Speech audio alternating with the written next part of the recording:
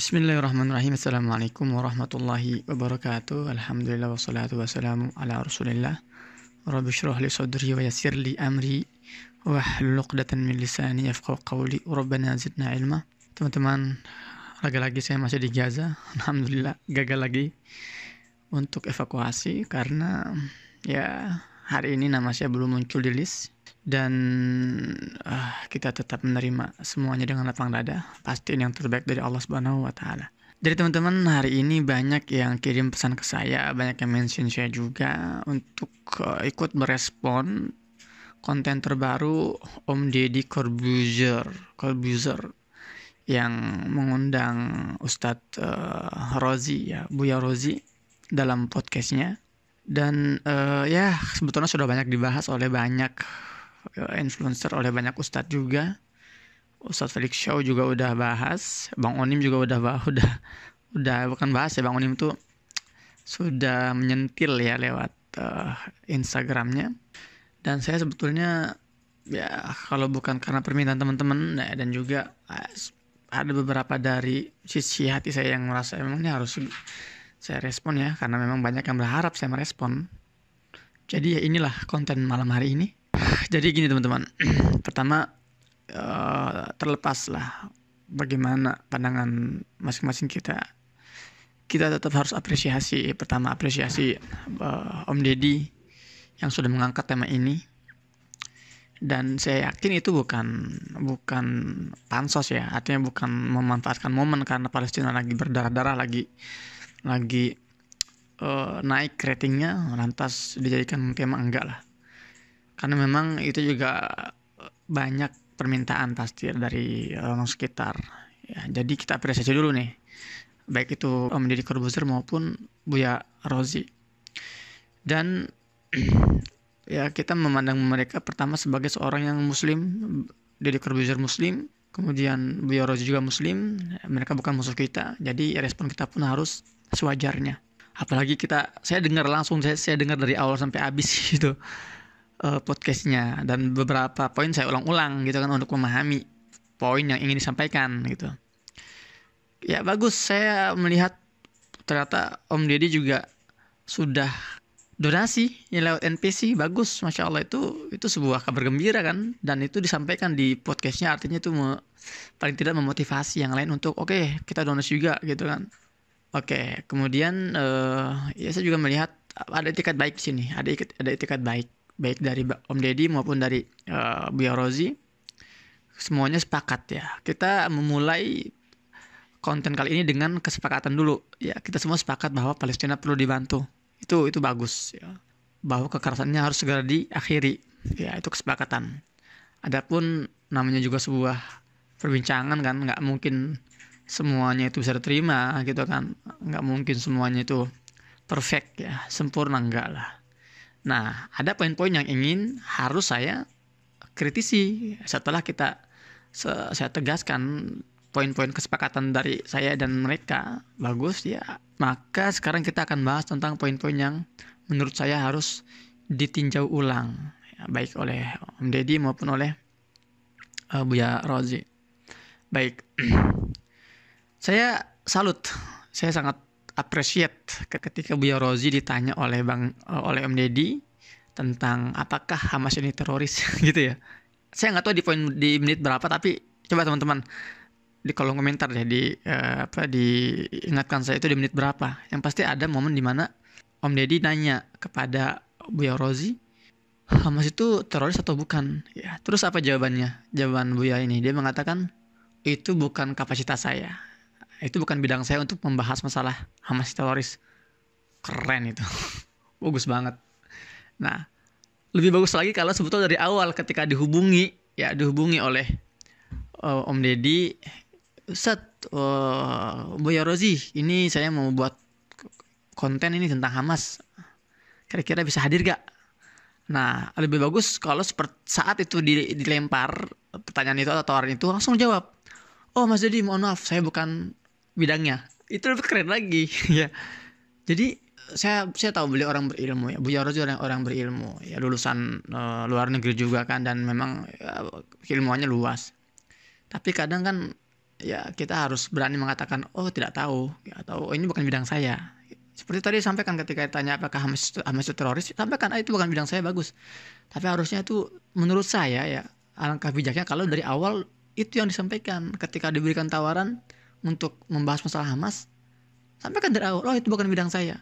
Ada yang lebih capable, ada yang lebih paham masalah itu. Apalagi kan Bang Deddy kan ya, Om Deddy ini kan banyak sekali kan relasinya ya, para pengamat tentang Timur Tengah atau sejarawan paling tidak ya paling tidak kirim sejarawan lah, karena kalau yang ditanya itu bukan di bidangnya sama-sama aja. Om Deddy juga bisa aja cari di referensi yang tersedia tentang Hamas, tentang perkembangannya, ntar sampaikan di podcastnya gitu kan, solo gitu loh ya, monolog gitu, bukan dialog, bisa aja gitu loh. Sama aja kayak misalnya Om Deddy ini nanya ke tetangganya yang tukang sayur misalnya kan, Pak, Bapak berjual sayur ya? Oh iya Pak, datang ke podcast saya untuk bahas masalah Hamas. Nah kan, itu bukan bidangnya, tukang sayur itu. Ya, kalau bahas masalah kol atau timun, mungkin tukang sayur mantap itu gitu kan. Nah jadi ketika pembahasan ini dibahas oleh orang yang bukan bidangnya akan banyak blunder. Ya terutama ya Buya Rozi ya, mohon maaf ini ya. Kan Buya Rozi pernah dalam video yang pernah saya respon juga ya. Buya Rozi kan sempat mengatakan bahwa gerakan HI ini membolehkan membunuh orang yang tidak seideologi dengan mereka. Itu kan, itu ada jejak digitalnya. Dan saya sudah tonton video fullnya dan saya sudah komentari juga. Harusnya alangkah bijaknya Buya Rozi ini klarifikasi dulu masalah itu. Jangan membuka statement-statement lain. Ya sebelum itu di-clearkan dulu ketika mengatakan bahwa oh gerakan HI ini memperbolehkan membunuh siapapun yang berselisih ideologi dengannya. Itu di-clearkan dulu. Ya kalau emang benar sampaikan buktinya. Kalau memang ternyata nggak benar, minta maaf, sederhana aja. Oh, saya minta maaf. Itu ternyata saya salah informasi dan sebagainya. Itu biar bijak. Itu biar warga juga, masyarakat juga teredukasi. Kalau saya punya buktinya, kalau misalnya mereka tuh nggak seperti itu. Karena di Gaza ini ada ratusan ribu warga yang bukan dari hak. Tapi mereka nggak dibunuhi. Ya, orang-orang Fatah di Gaza ini hidup normal. Biasa sholat di masjid yang sama. Kuliah di kampus yang sama, nggak ada yang sampai dibunuh-bunuhi seperti itu, nggak. Itu dulu satu poin, sebaiknya itu diklarifikasi dulu, ya kebenarannya atau tidaknya. Karena kalau itu ternyata hoax, tidak benar dan sudah terlanjur keluar dari lisan ya ustadz dan itu sudah tersebar sana sini, itu hati-hati, itu namanya dosa jariah, itu menggelinding seperti bola salju. Dan antum lebih paham lah, saya nggak perlu ingatkan masalah itu, antum lebih paham masalah ini ya kan. Itu yang pertama. Kemudian ketika misalnya Buya ini menyebut oh harusnya HI ini mensterilkan dulu lah battlefieldnya, tempat perangnya ya sebelum mereka ini melakukan serangan. Ini terlalu ideal sekali. Mereka mau mensterilkan di mana? Mau dibawa kemana 2,3 juta orang ini dikeluarin dari Gaza? Ya di mana disembunyiin dulu di bunker? Gak ada bunker di sini. Mau dikeluarin semua berarti itu malah menjawab impian dan cita-cita musuh ya, orang Z itu Zionis. Karena penjajah ini sangat mengimpi-impikan hal itu agar warga Gaza ini keluar semua dari Gaza agar mereka bisa kembali mencaplok. Ya kalau itu pemikirannya sterilkan dulu, gimana itu nggak logis juga gitu. Ya kan jadi ada pertanyaan, ini sebetulnya sebuah analisa atau sebuah asbak gitu ya. Asal bunyi, asal bunyi gitu kan. Asbak asal tebak. Kemudian juga hal yang mau saya kritisi adalah halusinasi yang melompat-lompat ke depan, ke jauh sana, ke belakang. Ya kita sekarang fokus dulu deh memerdekakan Palestina. Itu adalah amanat konstitusi kita. Ya dalam pembukaan UUD 45 itu nggak perlu saya ngingetin lagi lah bahwa Indonesia ini memang negara yang berdiri ya menantang kolonialisme. Kita fokus di situ dulu, fokus bagaimana memerdekakan negara yang terjajah dan menghapuskan penjajahan dan kolonialisme. Itu dulu fokusnya. Adapun ntar setelahnya bakal ada konflik internal antara dua gerakan internal Palestina, itu mah gak usah dibahas sekarang. Kok malah fokus hal-hal yang ya jauh di belakang sana. sementara kita malah buyar fokus perjuangan kita membebaskan Palestina. Ini juga jadi catatan penting sekali. Jadi terlalu jauh imajinasi kita, terlalu besar halusinasi kita ini. Jangan juga. Dan saya sudah sering menjelaskan di berbagai konten saya. Mungkin ya konten saya jelek kualitasnya, jadi mungkin enggak level untuk didengar oleh Om Deddy atau oleh Buya Rozi ya.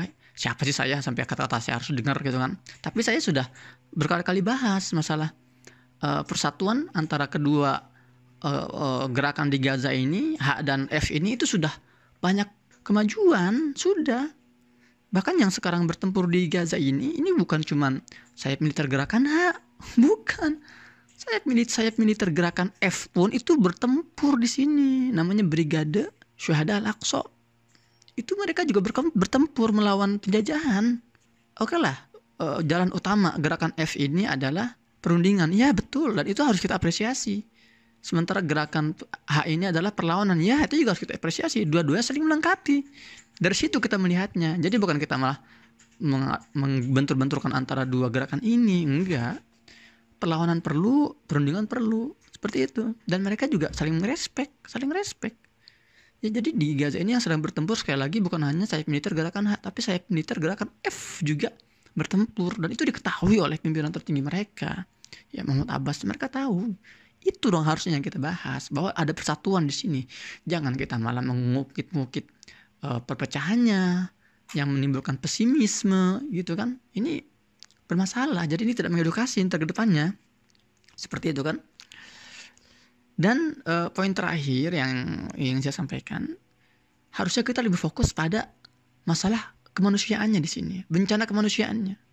Ngapain kita malah membahas berjam-jam masalah haknya, sejarah haknya, kemudian taktik perangnya atau resikonya. Ya dari 1 jam 7 menit itu saya lihat loh, kok malah jarang sekali mereka membahas kebiadaban Zionis itu, membahas bagaimana genosida berlangsung. Sudah 5.000 anak-anak dibunuh, 10.000 sudah meninggal dunia, 25.000 sudah terluka parah, 30.000 ton TNT ya, bom itu sudah dijatuhkan oleh penjajah itu ke Gaza. 30.000 ton itu artinya apa? Sudah melebihi 2 kali lipat lebih ya bom atom yang dijatuhkan di Hiroshima dan Nagasaki. Ya, bom atom yang jatuh di Hiroshima itu cuma 12.000 ton. Yang sudah ke Gaza hari ini 30.000 ton, dan itu masih terus berlangsung sampai detik ini. Itu kan juga perlu pembahasan, itu perlu diuraikan juga. Oke lah, itu bukan kapasitas saya kan. Toh itu juga podcast Om Deddy ya, dia bebas lah mau bahas masalah apa kan ya. Tapi inilah kritik dari saya, dan inilah masukan dari saya ya. Ya, saya nggak bisa lama-lama, semoga bermanfaat. Teman-teman, mohon doanya. Karena nih dentuman masih terus terjadi sana sini, kita masih terus di bawah serangan udara, dan semakin parah sih. Ya, semoga ini semua segera berakhir. Saya Muhammad Hussein di Gaza Palestina. Assalamualaikum warahmatullahi wabarakatuh.